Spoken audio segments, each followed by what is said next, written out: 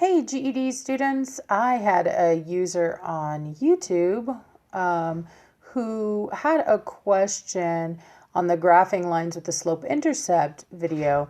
On the advanced level practice, there were some pretty tricky problems. So let's take a look at the problems that Phoebe sent me. Okay, so first example. It says, graph the line 10x minus 3y equals 15 using the slope and y-intercept. And usually it's really simple to graph a line using the slope and y-intercept if the equation of the line is written in what we call slope-intercept form. If it's written in slope-intercept form, you know, you've probably heard of slope-intercept form, and it's on your GED formula sheet if you haven't. But slope-intercept form is y equals mx plus b. Well, if it's written in this form, it's really easy to see. You can see the slope without doing any math, and you can see the y-intercept without doing any math. Problem is, of course, with this one, it's not written like that. We don't have y alone. This sucker is not solved for y. So if I really want to graph this line using the slope and the y-intercept, my first step should be to get y alone. So let's go ahead and let's do that. I'm going to start with the equation of my line. And I am going to solve for y. I'm going to get y alone. So first important thing to do is move away any terms, anything adding or subtracting with y. So I'm going to take away that entire 10x. And I'm going to do it through subtraction. If I want to take away a term, it's always through addition or subtraction. Careful, it's not through division. Always through addition or subtraction, and I'm going to do it to both sides. Now, why did I do that? Well, if I do that, 10x, take away 10x just zeroes out. There's nothing left there to add or subtract, and so all I'm left with on that left-hand side is negative 3y. Now, you might be saying, Kate, 10x and 15 are not like terms. I can't add and subtract them. And if you're saying that, you're absolutely right. We can only add and subtract the same kinds of things. So I can't, take x's away from plain old numbers. And so all I can do here is just write them next to each other. And the way we usually do it is write the x term first, so negative 10x, and the constant term, the plain old number, second. So since it's a positive 15, I'm going to write plus 15. All right, now I'm almost done. Y is almost alone, but I got to get rid of that negative 3. Now notice that negative 3 is shoved up against y. They are multiplying, and so I have to do the opposite of multiply. I have to divide. I'm going to divide away. Now be careful to divide by exactly what you want to get rid of. Divide by negative 3, okay? Not positive 3, negative 3. Now, I can do whatever I want as long as I do it to both sides, but there's something important you need to understand about division. Unlike addition and subtraction, where we only add the same kinds of things, multiplication and division pass out, so you're going to have to divide everything on this side by negative 3. And now let's see what happens. On the left-hand side, multiplying and dividing by negative 3 are opposites. They cancel. Y is alone like I wanted. On the left-hand side, you might be saying, Kate, I don't know what negative 10 divided by negative 3 is. That's ugly math. That's a horrible decimal. I don't want to do it. Well, guys, I'm a lazy mathematician, and I don't want to do it either. That's why fractions were invented, so I didn't have to do gross division with decimals. So all I'm going to do is simplify. Like I know two negatives. Dividing a negative divided by negative is a positive, so I'll have positive, but I'll just have positive 10/3, 10 over 3, x. Okay, but don't forget that division passes out. So the next thing I need to do is divide positive 15 by negative 3. And you can do it in your calculator if you need to, but positive 15 divided by negative 3 is negative 5. And all right, now y is alone. See how y is all by himself on his side of the equal sign? Now you can see the slope. The slope is the number multiplying with x. So our slope, and that's all m means, that I'm too lazy to spell the word slope. Okay, guys, I'm literally saying here the slope is 10/3. Okay, so our slope is 10/3, and then we can also see our y-intercept. There's the b, the number adding with x is actually a negative 5. Subtract 5 is the same as adding negative 5. And so my b, my y-intercept, is negative 5. And now I can graph that line.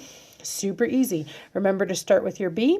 Your b is your y-intercept, so that's where your line is going to cross the y-axis. So where is my line going to cross? Well, it's going to cross at negative 5. So there's one point on my line. The y-intercept is a point. And then from there, I'm going to do the slope. Now remember, slope is not a point. Slope is a movement. That's why I won't start with it. So I'm going to move from my y-intercept, and we're going to do rise. It's a ratio of the rise, the vertical movement, to the run, the horizontal movement. So I'm going to rise 10. So let me go up 10. 1, 2, 3, 4, 5, 6, 7, 8, 9, 10. And then I'm going to run 3. And 1, 2, 3. And I want positive 10 and positive 3. And then I need like a ruler or something to connect these dots. And let's see if I can do it freehand. Connect those dots and boom, we've got a line. Awesome. So let's look at the second one that Phoebe was struggling with. Okay, so example, graph the line x minus y equals 3 using the slope and the y-intercept. So I don't know if I said it before, but this isn't the only way to graph a line, okay? But they specifically told us to use the slope and the y-intercept here, and that was what was in the video that you were watching, the lesson you were learning. So I'm going to go ahead and make sure that I use this particular method. And I'm not trying to argue that this is the best method or anything, but I'll just follow directions, okay? So again, if I want to know the slope and the y-intercept, well, I need it in slope-intercept form. I need my equation in slope-intercept form. And again, you don't have to have it memorized. It's written on the GED formula sheet. But you have to understand that if what I mean by y equals mx plus b is if you want to see the slope and the y-intercept, you need your y to be alone. In fact, I always make a joke. I say, why am I always alone? Why am I always alone? The y is always alone. Even my ex is married. See, Mrs. X, she's such a slope with a baby. And that's how I used to remember that back, although I'm not alone anymore. I'm married now, guys. I'm finally not an old maid. But anyway, get your y alone if you want to see your slope and your y-intercept. So let's do that. We've got an equation. But y is decidedly not alone. X is hanging out. Okay, we have got to get rid of that x if y wants to be alone. So remember, we move terms first. Now, be careful. A lot of students will want to add x because they will tell me that x is subtracting with y. Not exactly. It's the y that's subtracting. Since x is positive, yes, it's a term. It is adding or subtracting with y. But since it itself is positive, it itself is actually like an addition term. And so it is important to subtract that x away so it zeroes out. Now, even if that didn't make sense, it should make sense to you that if I have an x and I take away an x, there's nothing left. So that's gone. And then you say, but what about the minus? Well, the minus belongs to the y. So what I have here then is negative y. Okay, and again, 3 and x are not like terms. They're not the same kinds of things. You know, I can only add and subtract x's with x's or plain old numbers with plain old numbers. So I'll just write them next to each other. But I'll write the x term first, negative x, and the constant, the plain old number term next. And since that's a positive 3, I'll write plus 3. Awesome. Almost done. Y is almost alone, but you have this weird little negative hanging out. And this throws a lot of students. Now, a lot of math teachers will just skip to the answer. They'll go, okay, y is equal to x minus 3. And all the students go, huh? What just happened there? I have no idea. So if you're confused about whatever kind of ninja magic is going on when your teacher does that, I'm going to let you in on a little secret. If there's a negative out front of a y, what I'm saying is that I have negative 1y. It's like I have a negative 1 multiplying with y. And so what that teacher is realizing is that if I divide away that negative 1 and from every term, all that's going to happen is that every term will change signs. Every term will change signs. What was a negative y becomes a positive y. What was a minus x becomes a positive x. What was a plus 3 becomes a minus 3. So they're just super lazy, skipping the step where they show you what they're doing, and they're just flipping through and changing every single sign. They are negating the equation, as it's called. Just dividing, multiplying, or dividing everything by negative 1.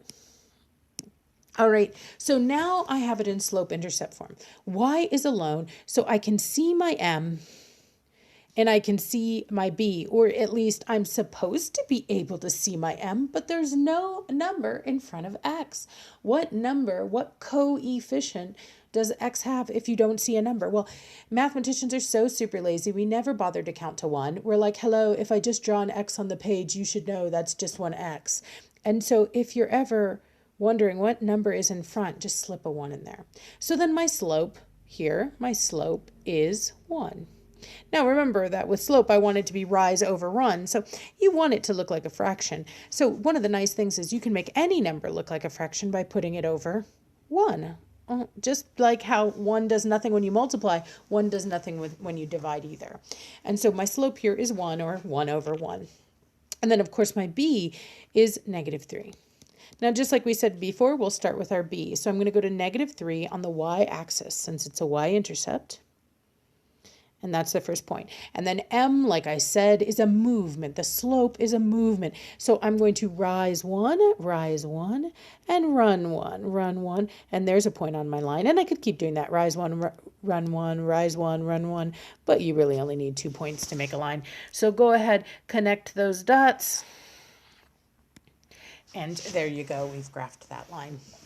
All right, if you have any questions about this or any other GED math topic, be sure to drop your questions in the comments, and I'll do my best to answer them.